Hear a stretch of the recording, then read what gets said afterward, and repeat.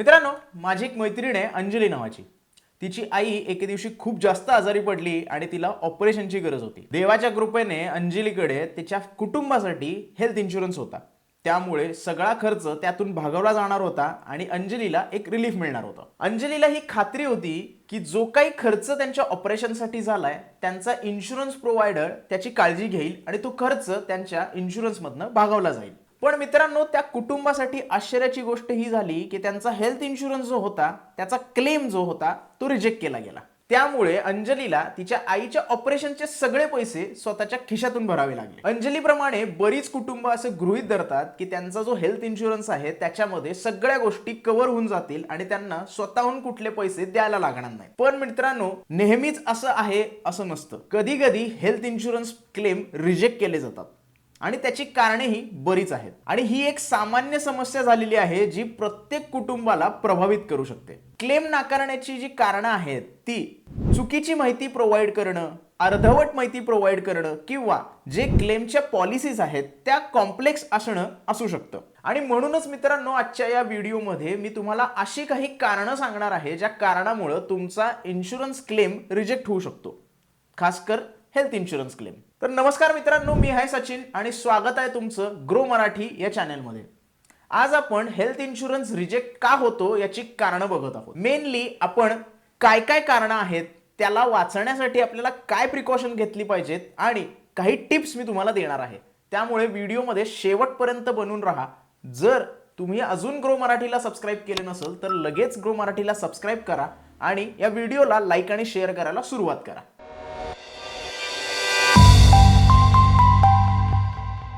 चला तर मग आपल्या विषयावर वळूया आणि क्लेम रिजेक्शनची कारणं काय आहेत आणि त्याच्यापासून आपण बचाव कसा केला पाहिजे याच्या टिप्सही आता आपण बघूया.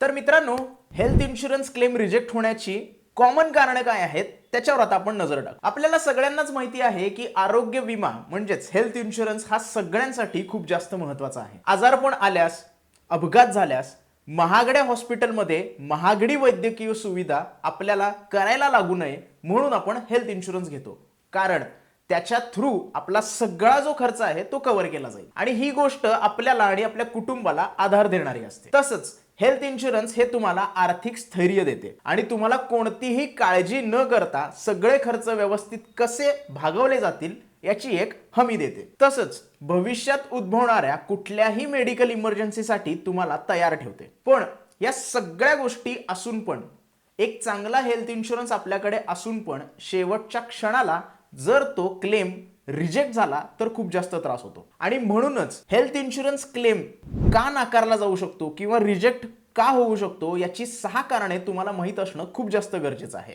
हेल्थ इन्शुरन्स क्लेम रिजेक्शनचं सगळ्यात पहिलं कारण म्हणजे पॉलिसीमध्ये जे एक्सक्लुजन्स असतात ते न वाचणं. मित्रांनो, असे अनेक रोग आहेत जे हेल्थ इन्शुरन्स पॉलिसीमध्ये कव्हर केले जात नाहीत आणि त्याचं मेन्शन त्या पॉलिसीमध्ये केलेलं असतं. मुळात हे आजार असे आहेत ज्याच्यासाठी तुम्ही क्लेम करूच शकत नाही आणि जर ही गोष्ट तुम्ही वाचली नसेल किंवा तुमच्या लक्षात आली नसेल तर तुमचा क्लेम रिजेक्ट होऊ शकतो. सहसा या आजारांना अपवाद म्हणून ओळखलं जातं. पण काही हेल्थ इन्शुरन्स पॉलिसीज अशा पण आहेत त्यामध्ये असे जे आजार आहेत त्यांच्यासाठी वेटिंग पिरियड असतो आणि म्हणूनच जर असा आजार असेल किंवा अशी वैद्यकीय परिस्थिती असेल जी पॉलिसीतून वगळण्यात आली आहे त्याच्यासाठी जर तुम्ही क्लेम केला असेल तर तुमचा क्लेम रिजेक्ट होऊ शकतो. दुसरं सगळ्यात महत्त्वाचं रिझन म्हणजे प्री एक्झिस्टिंग डिसीज. जर तुम्हाला आधीच काही रोग असतील आणि तुम्ही ते मेन्शन केले नसतील तर तुमचा क्लेम रिजेक्ट होऊ शकतो. समजा जर पॉलिसी होल्डरला ब्लड प्रेशर, हृदयासंबंधितचे काही आजार किंवा शुगर यासारखी गोष्ट असेल तर ते प्री एक्झिस्टिंग डिसीज असू शकतात आणि या सगळ्या रोगांचा खुलासा करणं पॉलिसी होल्डरनं खूप जास्त गरजेचं आहे. जेव्हा तुम्ही पॉलिसी काढत असता तेव्हा सगळी माहिती प्रॉपर देणं गरजेचं आहे आणि त्याच वेळेला प्री एक्झिस्टिंग डिसीज जे आहेत त्यांच्याबद्दल बोलणं किंवा मेन्शन करणं खूप जास्त गरजेचं आहे. याशिवाय पॉलिसी घेण्याच्या अगोदर वर्षभर तुम्हाला जर कुठला नवीन आजार आला असेल तर त्याचं मेन्शन करणंही खूप जास्त गरजेचं आहे आणि जर ही गोष्ट तुम्ही मेन्शन केली नसेल आणि जर ती क्लेम सेटलमेंट मध्ये दिसून आली तर तुमचा क्लेम रिजेक्ट होऊ शकतो. जेव्हा तुम्ही हेल्थ इन्शुरन्स पॉलिसी घेता तेव्हा जी कंपनी आहे म्हणजे तुमचा इन्शुरन्स प्रोव्हायडर जो आहे आरोग्यासंबंधीची सगळी जी डिटेल्स आहेत ते माहीत करून घेणं गरजेचं आहे. जर तुम्हाला त्या डिटेल्स माहिती नसतील तर पुढे जाऊन तुमचा क्लेम रिजेक्ट होऊ शकतो. आणि जर काही गोष्टी तुम्हाला आधीच माहिती असतील तर तुमचा क्लेम रिजेक्टच होणार नाही. क्लेम रिजेक्शनचं पुढचं कारण म्हणजे जे काही फॅक्ट्स आहेत ते चुकीचे वर्णन करणं. मित्रांनो, हेल्थ इन्शुरन्स क्लेम रिजेक्शनची काही सामान्य कारणं म्हणजे पार्शियल डिस्क्लोजर, इनकरेक्ट डिस्क्लोजर आणि नॉन डिस्क्लोजर. म्हणजे जर तुम्ही चुकीची माहिती दिली, इनकरेक्ट माहिती दिली किंवा अर्धवट माहिती दिली तर तुमचा क्लेम रिजेक्ट होऊ शकतो.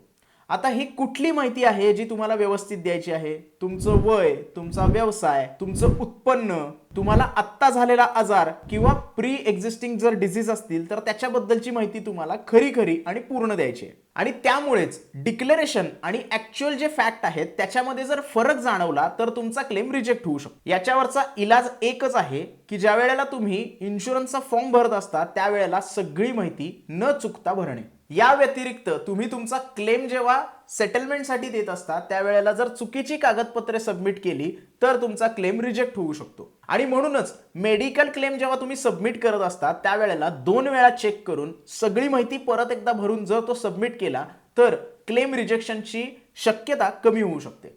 मित्रांनो, क्लेम नाकारण्याचं अजून एक कारण म्हणजे इन्शुरन्स कंपनीला वेळेवर माहिती न देणं. जेव्हा आपल्यावर एखादी मेडिकल इमर्जन्सी येते त्यावेळेला आपण आपल्या सेन्समध्ये नसतो. त्यामुळे प्रोसिजर आणि पॉलिसीज बघण्याकडे आपण दुर्लक्ष करतो, रादर सगळ्यांचंच त्यातून दुर्लक्ष होतं. परंतु मित्रांनो, पॉलिसीमध्ये या गोष्टी मेन्शन असतात की जो कोण पॉलिसी होल्डर आहे, ज्याला आपण मेडिकल सिच्युएशन अंडर हॉस्पिटलमध्ये ऍडमिट करतोय, त्याच्या 24 किंवा काही ठिकाणी 48 तासाच्या आतमध्ये क्लेम आपल्याला सबमिट करावा लागतो. आणि जर आपण ते वेळेत नाही केलं तर आपला क्लेम रिजेक्ट होऊ शकतो. आणि त्यामुळे इन्शुरन्स कंपनीला वेळेमध्ये क्लेम सेटलमेंटसाठी सांगणं हेही तितकंच महत्वाचं आहे. क्लेम रिजेक्शनचं नेक्स्ट कारण म्हणजे तुम्ही हॉस्पिटलची बिलं जपून न ठेवणं. काही वेळेला क्लेम रिजेक्ट का होतात? कारण आपण रिएम्बर्समेंटची जी बिलं असतात, डॉक्टरांची जी बिलं असतात ती एकतर सांभाळून ठेवत नाही, आपल्याकडनं ती गहाळ होतात किंवा आपण चुकीची बिलं सबमिट करतो. आणि असे जर झाल्यास क्लेम रिजेक्ट होऊ शकतो. आणि त्यामुळे पॉलिसी धारक जो आहे त्याने मूळ कागदपत्राबरोबरच फोटोकॉपी आपल्यासोबत ठेवणं खूप जास्त गरजेचं आहे. डॉक्टरांशी जी काही सल्लामसलत तुम्ही केली आहे त्याची जी काही प्रिस्क्रिप्शन्स आहेत किंवा त्याची जी काही पत्र आहेत, तुमची मेडिकलची बिलं, त्यानंतर तुमची औषधं आणलेली जी काही बिलं आहेत ती सगळी सांभाळून ठेवणं आणि त्याची प्रत काढून ठेवणं खूप जास्त गरजेचं आहे. कारण हे जर हरवलं तर तुमचा क्लेम रिजेक्ट होऊ शकतो. मित्रांनो, जर तुम्हाला सुरळीत क्लेम सेटलमेंट करायचं असेल तर तुमच्या पसंतीचं नेटवर्क हॉस्पिटल निवडणं खूप जास्त गरजेचं आहे. कारण असं जर तुम्ही केलं तर तुम्हाला तिथे कॅशलेसची सुविधा मिळू शकते, तिथले दर इतरांपेक्षा कमीही असतात आणि काही एक्स्ट्रा जे चार्जेस असतील ते वेव ऑफ पण केले जातात. आता क्लेम नाकारण्याचं सगळ्यात शेवटचं कारण म्हणजे वेटिंग पिरियड मध्ये क्लेम करणं. आता तुम्हाला प्रश्न पडला असेल की वेटिंग पिरियड म्हणजे काय आणि या पिरियड मध्ये जर मी क्लेम केला तर तो का नाकारला जाऊ शकतो? साहजिक आहे, असे प्रश्न तुम्हाला पडणारच आहेत. त्या प्रश्नांवर पण मी उपाय घेऊन आलेलो आहे. काय आहेत ते उपाय ते आता बघूया. हेल्थ इन्शुरन्स प्लॅन मधला वेटिंग पिरियड म्हणजे विमा संरक्षण मिळण्यासाठी तुम्हाला काही काळ प्रतीक्षा करावी लागते. उदाहरणार्थ, काही विमा कंपन्या काही वर्षाच्या वेटिंग पिरियड नंतर आधी उद्भवलेले आजार आणि प्रसूती लाभ कव्हर करतात. हा जो पिरियड असतो तो विमा कंपन्यांच्या अटींवर आणि शर्तींवर अवलंबून असतो. समजा एखाद्या वैद्यकीय स्थितीसाठी जर तुम्ही क्लेम केला असेल आणि तो वेटिंग पिरियड मध्ये असेल तर तो रिजेक्ट होऊ शकतो. तर मित्रांनो, ही काही कारणं आहेत ज्याच्यामुळे तुमचा हेल्थ इन्शुरन्स क्लेम रिजेक्ट केला जाऊ शकतो. मित्रांनो, हेल्थ इन्शुरन्स पॉलिसी घेण्याच्या अगोदर सगळे डिटेल व्यवस्थित वाचण्याचा सल्ला फायनान्शियल एक्सपर्ट नेहमीच देत असतात आणि तो आपल्याला फॉलो केलाच पाहिजे. पॉलिसी डॉक्युमेंटमध्ये सगळ्या गोष्टी डिटेलमध्ये मेन्शन केलेल्या असतात. म्हणजे तुम्हाला सूट किती मिळणार आहे, कव्हरेज किती आहे, इन्क्लुजन्स काय आहेत, एक्सक्लुजन काय आहेत, ह्या सगळ्या गोष्टी मेन्शन केलेल्या असतात. आणि जर आपण त्या वाचल्या नाहीत तर आपल्याला नुकसान होऊ शकतं. बरेच लोक अशा टर्म्स अँड कंडिशनकडे दुर्लक्ष करतात आणि हीच ती वेळ असते जिथे त्यांचा क्लेम नाकारला जाऊ शकतो. आणि जर तुम्हाला तुमचा क्लेम रिजेक्शन पासून वाचवायचा असेल तर पॉलिसी काढताना हे डॉक्युमेंट्स आणि हे टर्म्स अँड कंडिशन 2 वेळा वाचले पाहिजेत, जेणेकरून भविष्यात येणाऱ्या त्रासापासून तुम्ही वाचू शकता. मित्रांनो, आता तुम्ही विचार करत असाल की हे क्लेम रिजेक्शन टाळायचं कसं? कारण prevention is better than cure, बरोबर आहे ना? तर मी तुम्हाला काही टिप्स देणार आहे. त्या टिप्स जर तुम्ही फॉलो केल्यात तर तुम्ही तुमचं क्लेम रिजेक्शन टाळू शकता. सगळ्यात पहिल्यांदा म्हणजे तुम्ही जेव्हा पॉलिसी काढत असता त्यावेळेला त्या पॉलिसीमध्ये काय टर्म्स अँड कंडिशन आहेत ह्या व्यवस्थितपणे वाचून घ्या. इन्क्लुजन्स काय आहेत, एक्सक्लुजन काय आहेत, को पेमेंट काय आहे, याची माहिती तुम्हाला असणं खूप जास्त गरजेचं आहे. दुसरं म्हणजे तुमच्या इन्शुरन्स पॉलिसीचा हप्ता वेळेवर भरा. तिसरं म्हणजे तुम्ही जे तुमचे डिटेल्स प्रोव्हाइड करताय, म्हणजे नाव, पत्ता, उत्पन्न इत्यादी ज्या काही तुम्ही डिटेल्स प्रोव्हाइड करताय, त्या डिटेल्स आणि कागदपत्रावर असणाऱ्या डिटेल्स समान आहेत याची खात्री करून घ्या. क्लेमचा फॉर्म सबमिट करण्याच्या अगोदर 2 वेळा या सगळ्या ज्या माहिती आहेत त्या व्यवस्थितपणे तपासून घ्या, कारण हीच गोष्ट तुमच्या क्लेम रिजेक्शनसाठी कारण ठरू शकते. नंतरची टिप म्हणजे तुम्ही जो क्लेम सेटलमेंटसाठी सबमिट करताय फॉर्म, तो वेळेत सबमिट करा. वेळ गेल्यानंतर काहीही उपयोग नाही. नंतरची टिप म्हणजे हॉस्पिटलायझेशनच्या वेळी जी बिलं तुमच्याकडे आहेत, जे मेडिकलचे प्रिस्क्रिप्शन आहेत, हे पुरावे गोळा करून ठेवा, कारण सगळी कागदपत्र तुमच्याकडे असणं खूप जास्त गरजेचं आहे. नंतरची टिप म्हणजे जेव्हा तुम्ही क्लेमचा फॉर्म सबमिट करत असता त्यावेळेला जी कागदपत्र तुम्ही त्याच्याबरोबर जोडता त्याची एक प्रत शिवाय त्या क्लेम फॉर्मची एक प्रत तुमच्याकडे असणं गरजेचं आहे. या सगळ्या गोष्टी भविष्यातील संदर्भासाठी तुम्हाला कामी येऊ शकतात. नंतरची टिप म्हणजे ज्या वेळेला तुम्ही इन्शुरन्स पॉलिसी घेत असता त्यावेळेला खोटं बोलू नका. जी काही तुमची माहिती आहे, प्री एक्झिस्टिंग डिसीज आहेत, ती सगळी माहिती खरी खरी तिथे प्रोव्हाइड करा, जेणेकरून तुम्ही क्लेम रिजेक्शन पासून वाचू शकता. आणि जर तुम्ही माहिती योग्य प्रकारे दिली तर तुम्हाला कव्हरेजही चांगल्या पद्धतीने मिळेल आणि भविष्यात येणाऱ्या संकटापासून तुम्ही वाचू शकता. सगळ्यात शेवटची टिप म्हणजे कॅशलेस पॉलिसी आणि कॅशलेस हॉस्पिटलला तुम्ही जरूर भेट द्यावी, कारण क्लेमच्या वेळी तुम्हाला तिथे कोणतीही अडचण येणार नाही. तर मित्रांनो, हेल्थ इन्शुरन्स क्लेम रिजेक्शनसाठीच्या या काही टिप्स होत्या ज्या तुम्ही फॉलो केल्या पाहिजेत, जेणेकरून तुमचा क्लेम रिजेक्ट होणार नाही. कारण कुठलाही हेल्थ इन्शुरन्सचा क्लेम रिजेक्ट झाला तर तो काळ आपल्यासाठी खूप तणावपूर्वक असू शकतो. त्यामुळे तुम्ही अशा प्रकारच्या गोष्टी टाळण्यासाठी नेहमी प्रयत्न केले पाहिजेत. परंतु जर तुम्हाला वाटत असेल की तुमचा क्लेम योग्य आहे आणि तुमचा इन्शुरन्स प्रोव्हायडर तो नाकारत आहे, अशा वेळेला तुम्ही IRDAI शी संपर्क करू शकता. आता तुम्हाला प्रश्न पडला असेल की कसा संपर्क करायचा, बरोबर आहे ना? IRDAI ने एक तक्रार निवारण कक्ष स्थापित केलेला आहे. तिथे जाऊन तुम्ही तुमच्या ज्या काही तक्रारी आहेत पॉलिसी बद्दलच्या किंवा क्लेम बद्दलच्या त्या मांडू शकता. मित्रांनो, ज्या पॉलिसी होल्डरला इन्शुररकडे काही तक्रारी आहेत, सगळ्यात पहिल्यांदा त्यांनी त्यांच्या तक्रार निवारण कक्षाला भेट द्यायला पाहिजे.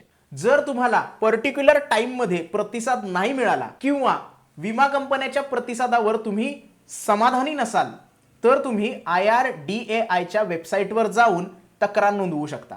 यांना कॉन्टॅक्ट करायसाठी 4 आपल्याकडे मार्ग आहेत. सगळ्यात पहिल्यांदा तुम्ही IRDAI च्या पोर्टलवर जाऊन बीमा भरोसी प्रणाली वापरू शकता. स्क्रीनवर दिलेल्या या वेबसाईटवर जाऊन तुम्ही तुमची तक्रार नोंदवू शकता आणि त्या तक्रारीचं स्टेटसही बघू शकता. दुसरं म्हणजे तुम्हाला स्क्रीनवर आता जो ईमेल आयडी दिसतोय त्या ईमेल आयडीवर तुम्ही तुमची तक्रार पाठवू शकता. तिसरं म्हणजे तुम्हाला आता स्क्रीनवर 2 टोल फ्री नंबर दिसत असतील, या नंबरवर कॉल करून तुम्ही तुमची तक्रार मांडू शकता. आणि चौथं म्हणजे हा जो स्क्रीनवर आता तुम्हाला पत्ता दिसतोय या पत्त्यावर तुम्ही फिजिकल कंप्लेंटही करू शकता. मित्रांनो, अशा प्रकारे विम्याशी संबंधित असणाऱ्या समस्या तुमच्या दूर होऊ शकतील. मित्रांनो, क्लेम सबमिट करताना काही चुका झाल्या तर आपला क्लेम रिजेक्ट होऊ शकतो आणि आपल्याला नुकसान होऊ शकतं. आणि आपण आता चर्चा केल्याप्रमाणे मी ज्या टिप्स तुम्हाला सांगितल्यात त्या टिप्स जर तुम्ही फॉलो केल्या तर तुमचं क्लेम रिजेक्शन कमी होऊ शकतं. तसंच जर तुमच्याकडे अजूनही हेल्थ इन्शुरन्स नसेल तर तुम्ही त्याबद्दल रिसर्च करा आणि तुम्हाला परवडणारा आणि तुम्हाला योग्य वाटणारा हेल्थ इन्शुरन्स बाय करा. तर आजच्या व्हिडिओमध्ये एवढंच मित्रांनो. जर हा व्हिडिओ तुम्हाला आवडला असेल आणि उपयुक्त वाटला असेल तर हा व्हिडिओ तुमच्या मित्रांना आणि रिलेटिव्हजला शेअर करा. तसेच या व्हिडिओला लाईक करून भरभरून प्रेम द्या आणि ग्रो मराठी चॅनलला सबस्क्राईब करायला विसरू नका. भेटूया एका नवीन विषयावर बोलण्यासाठी एका नवीन व्हिडिओमध्ये. धन्यवाद.